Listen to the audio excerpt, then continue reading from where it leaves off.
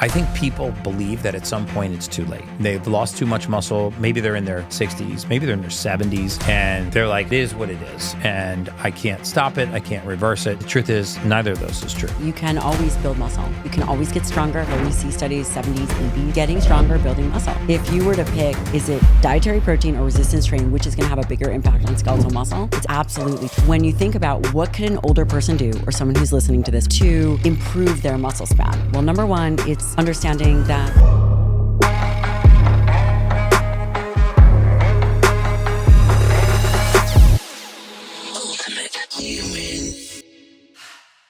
Hey guys, welcome back to the Ultimate Human Podcast. Today is another short, but we are going to take a deviation from our normally scheduled shorts because we have a very special guest in the house, and I thought that you guys would really like to hear from her. She's spending the night here at the Biohacking Palace, and we started talking, and she brought up a new concept that she was working on, and I'm like, this is so good, even though we have a podcast out there, and you guys have probably seen it, maybe even read her book. I just thought that this was such a unique thing that we should put it out there in one of my Thursday shorts. So I hope you guys enjoy this. Welcome back to the Ultimate Human, Dr. Gabrielle Lyon. this is so fun. And by the way, your place is so big. We're yelling for each other at the other. Gabrielle, what? She's in there checking out my cold plunge and like, so where do I find her when I get to my house? In the gym. I was like, I am very jealous about your cold plunge. I mean, this is a never-ending. It's just gonna never die. The cold plunge. Yeah, we just gave the guys at Plunge. Ryan just got a nasty gram from Dr. Gabrielle because she's like, "You have a nicer cold plunge than I do." I'm like, "Hey, don't talk to me. I love those guys." But you talk about a concept. Everybody knows you as the muscle doc, and you talk a lot about muscle in your book and how it is linked to everything, longevity and everything, and how it actually functions as an organ. Most people don't think about muscle as an organ. I think we would think about skin, liver, lungs, pancreas, kidneys. We don't think about muscle. And I love this new term that you've coined, and I want to share it with the audience today. So talk a little bit about that. Well, first of all, you're the first person that I've ever spoken about this. So and my million subscribers on YouTube. But I actually haven't brought this forward because, so my book, Forever Strong, is all about this concept that muscle is the organ of longevity, that it is above and beyond. You found me in the gym. I'm very interested in exercise because that's fun, but skeletal muscle, your survivability from nearly every kind of disease and just in life is going to improve with the more healthy muscle you have. Right. Now, my new concept, so my original concept is muscle-centric medicine, that diseases. Very familiar with that. Right. You've opened the first muscle-centric clinic. It's actually in the process right now. But my new concept is something called Muscle-Span.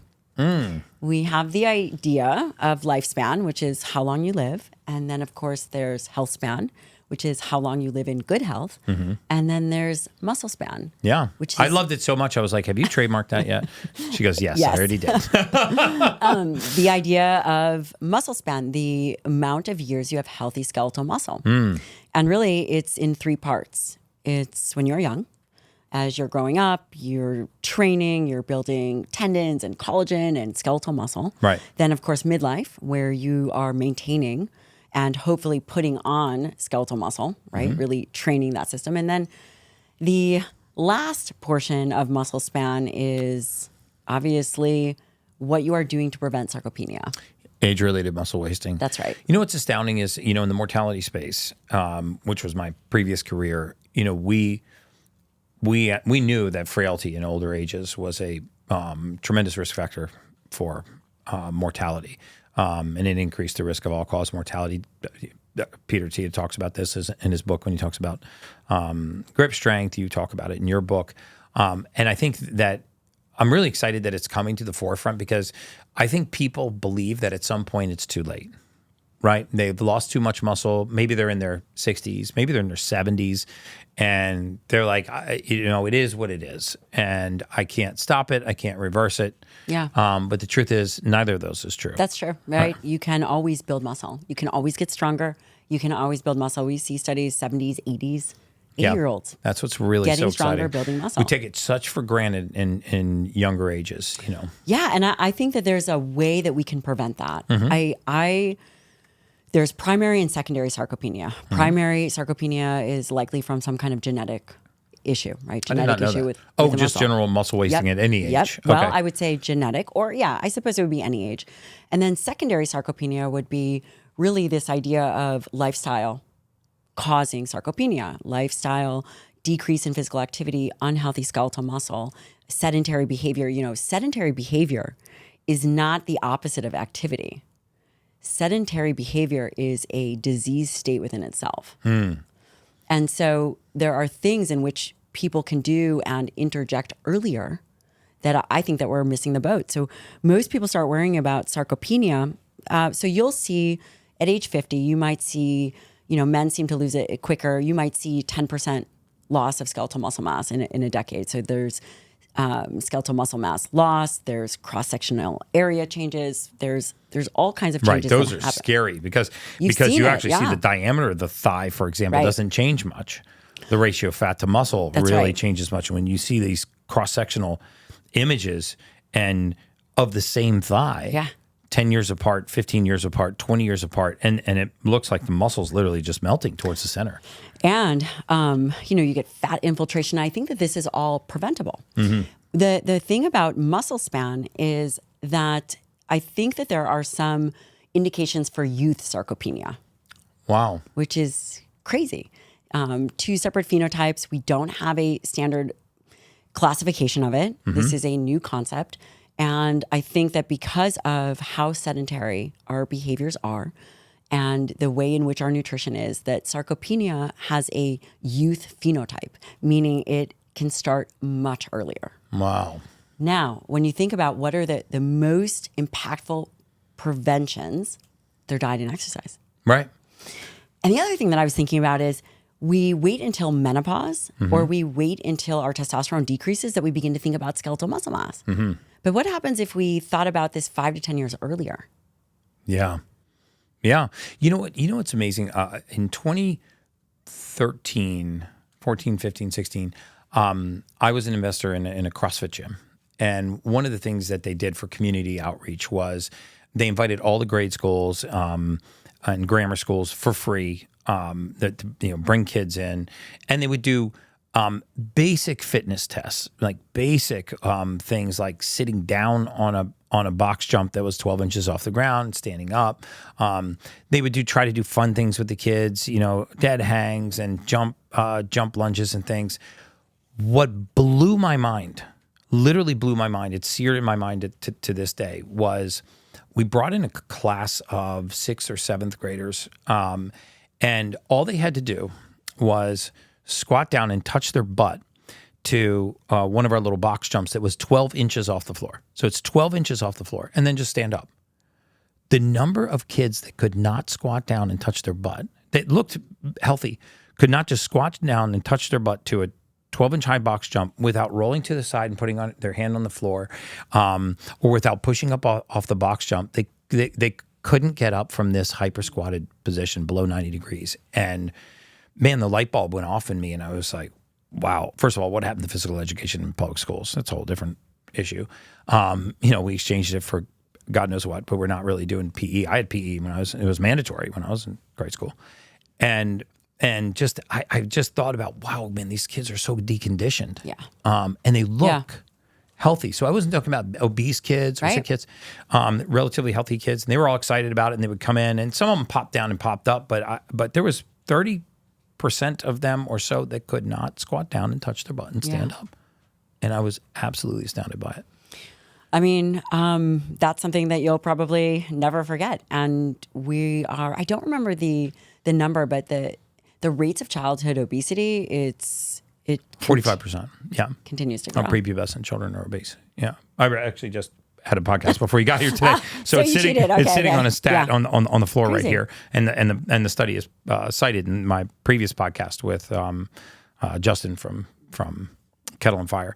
But so this concept of muscle span, which I love that because it's sort of linking lifespan and muscle. And I think there's increasingly more evidence, and thanks to people like yourself, it's becoming more well known, because I think we think of muscle as vanity, and we don't think of muscle as a functional organ.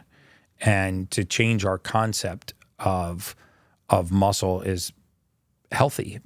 So what does muscle span really mean? It means that The length of time we have healthy skeletal muscle. the length of time we have healthy skeletal muscle. You know, and it's interesting because people think that we age in a way that is a linear decline, and it's not. It's a period of catabolic crises, and Doug Patton Jones was one of the original individuals that really put this together. And so when we age, it's moments of intense insult. So someone might get pneumonia, be on bed rest for 5 days, or break an ankle or a hip.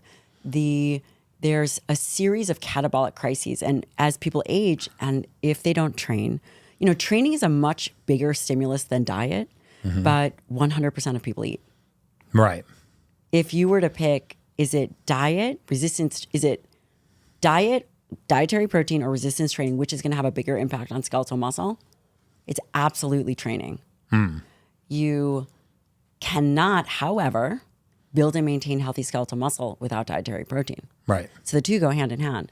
But when you think about what could an older person do, or someone who's listening to this, what could they do? Right. That's exactly what I was going to ask you. To improve their muscle span? Well, number one, it's understanding that that all movement has to be incorporated daily. Right. It's not, you don't work out for an hour a day and then you sit. You're moving, you're walking, you're doing whatever it is that you're doing as active as you can be. Right. Understanding that when you do activity, you have now sensitized your muscle to dietary protein. And this is, the hormetic stress causing the muscle to call for protein, technically for amino acids. From my understanding is when you contract skeletal muscle, right? There's this 4 real inputs into skeletal muscle for muscle protein synthesis, which is in essence what we would consider a biomarker for health, which is, you know, we don't directly get muscle protein synthesis and then put on muscle. It's not a one-to-one, but what we believe is if you do resistance training, and it could be something very simple, it could be just stretch related. Body weight exercises. Right. So yes, and then have dietary protein, older muscle responds like younger muscle. Really? Yeah. So it engages in hypertrophy and hyperplasia. It has a muscle protein synthetic response like a younger individual. And really the hallmark of this was Kat Sanos' work really showed that a young individual will respond to, let's say, dietary protein, will respond to nearly any stimulus of protein. Maybe it's 10 grams. Maybe it's 20. But an older individual, when you give them 20 grams of protein, they won't respond. But if you exercise them first and you exercise their muscle and then give them dietary protein, their muscle responds like a younger muscle. Wow. And so it then goes through this, it has this muscle protein synthetic response, and it helps overcome what we call anabolic resistance or aging. Right. And so old muscle can respond like young muscle. I mean, it makes a lot of sense. If you don't load a bone, it doesn't strengthen. Right. If you don't actually strain a muscle, it doesn't grow. Right. If you don't challenge the immune system, it weakens. And so this is back to the basics of a hormetic stress causing the body not only to strengthen, but causing it to call for certain nutrients. And it sounds to me like in older ages, it's increasingly more important to not just feed yourself protein. And I think there's some indications that I've been reading lately that we actually need more protein in older ages. Even Dr. Walter Longo, who I interviewed a few months ago at University of Southern California, talked about the increased need of protein in older ages. And not just the need for protein, the increased need for increased protein in older ages. Yeah. And so that's absolutely right. We know that, right, the current recommendations are based on 25-year-old healthy males, 0.8 grams per kg or 0.37 grams per pound of body weight. That is the minimum to prevent deficiencies. And one has to recognize it doesn't take into account the quality of the protein, where the protein comes from, doesn't take into account the various amino acids that we need. And so as we age, the big thing with aging is impaired protein turnover. Protein turnover is muscle, is enzymes, is you name it, hormones, anything, any structure, any compound in the body, but made from amino acids. From amino acids, a gut hormone, gut turnover, liver, intestines. Impaired protein turnover is a real problem with aging. We turn over around 300 grams of protein a day. We might ingest 100, which means the body's responsible for making up the rest. And as we age, that process becomes less efficient. And so it's making up the rest by assembling that protein from amino acids. Right. So if you're amino acid deficient, it can't assemble a protein. That's right. Very good point. I was talking to someone the other day about, target specific protein and saying that you really can't target tissue in the body with protein. For example, we don't eat our nails to grow our nails. We don't eat our hair to grow our hair. We can't eat collagen and have it show up as collagen. It will show up as amino acids, but not as collagen. But then we got into the whole discussion about the protein turnover, if that's the right term. You take in 30 grams of whey protein, you assimilate about a third of that, roughly. And so do you think that there are certain proteins that people should be eating that have higher bioavailability? What about people that are vegans or vegetarians? Yeah. Should they be supplementing with protein? Should they be supplementing with amino acids? I think that these are all good questions. And I would say we digest and absorb all the protein that we take in. So if someone takes in 100 grams of protein, they digest all 100. Mm-hmm. Where I think the concept of a meal threshold or an amino acid threshold comes in is really targeted at skeletal muscle. For example, to simplify this, if someone eats 55 grams of protein, let's say 50 to 55 grams of protein, then you've now maximally stimulated skeletal muscle because of, again, these different amino acids. We'll say leucine is the primary, which is an essential. Mm-hmm. When that happens, is there any benefit above that 55 gram? Not for muscle per se, but for the rest of the body. But you would certainly absorb all of it. Now, the question becomes, how do we design a real life diet that's valuable? Mm-hmm. And could you eat plant proteins and get enough? You could, as long as you eat more and maybe closer to 1.6 to 1.8 grams per kg, if I was going to give a number. And why would you say more? Because it's less that's exactly bioavailable, it turns over to less essential amino acids? Both of those reasons. Okay. So you have less bioavailability. You also have a different amino acid profile. Okay. Whereas, for example, the bioavailability from eggs would be roughly 100%. Mm-hmm. It's highly bioavailable protein. The protein from meat or fish, it's all highly bioavailable. Plant protein is typically, aside from an isolate, which an isolate has a higher bioavailability because it's just an isolate, is bound to fiber. Right. Bound to some plant source. So when we think about what is practical information that we can tell people to improve their muscle span, it really is twofold. Pre-treat the body with resistance training. Mm-hmm. Always do resistance training, and we can come back to zone 2 cardio. I don't necessarily believe that the kind of volume that people are talking about is going to be healthy for aging. I think that joints and things wear down. The other component is, how do we design a diet that is meaningful for muscle span? And that would be, you could easily say 1 gram per pound ideal body weight. 1 gram per pound. Yes. Okay. The next question would be, how do you dose it? And the evidence would support that first and last meal being the most important. First meal between 40 and 50 grams. Last meal could be the same. That middle meal is really just to get your protein in. And then the third component would be, where is the quality of your protein coming from? Can you stimulate skeletal muscle purely by plant proteins? Absolutely. Okay. You just need more. And then the next question is it just a protein conversation, or are there things like creatine and zinc and B12? I just recently started taking creatine, and I got to say, I do feel pretty good. Just 5 grams. So 5 grams is good for muscle. Yep. And Darren at Candaw's work would say that 10 to 12 grams is good for brain. Really? Mm-hmm.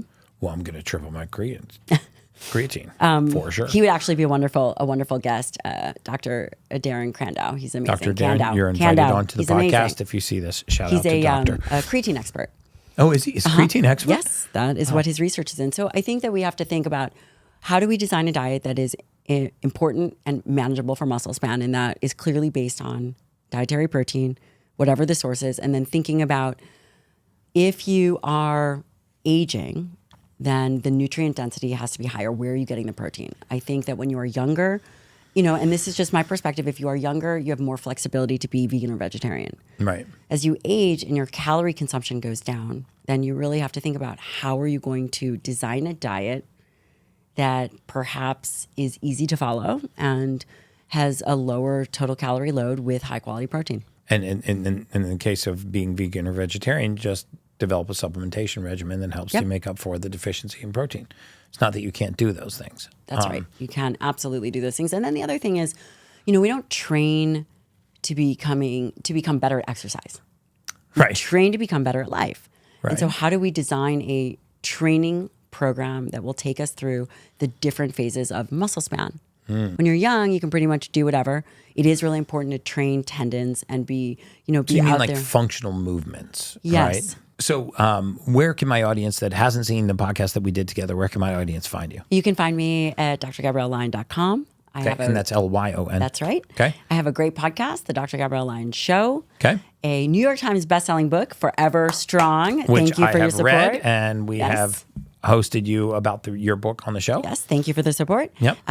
So my website, you know what? I also have a clinic with providers and nutritionists, and they can learn all about it. And we actually have a community, which was inspired by you. Oh, Last thank time you. I was here, remember? Really? That's amazing. You're telling me all about the community that you have. So I've got the rule Breckas. So we have a community. They can learn all about it on my website, drgabriellelyon.com, and Instagram, all the places that you can find me. I'm sure I forgot something. Where's your clinic? So it is remote. Okay. We have a remote clinic. We're opening one in New York, and I see patients in person in Houston. Wonderful. Guys, please check out Dr. Gabrielle Lyon. Check out the podcast that we did with her and her podcast show, the Dr. Gabrielle Lyon Show. And as always, guys, that's just science.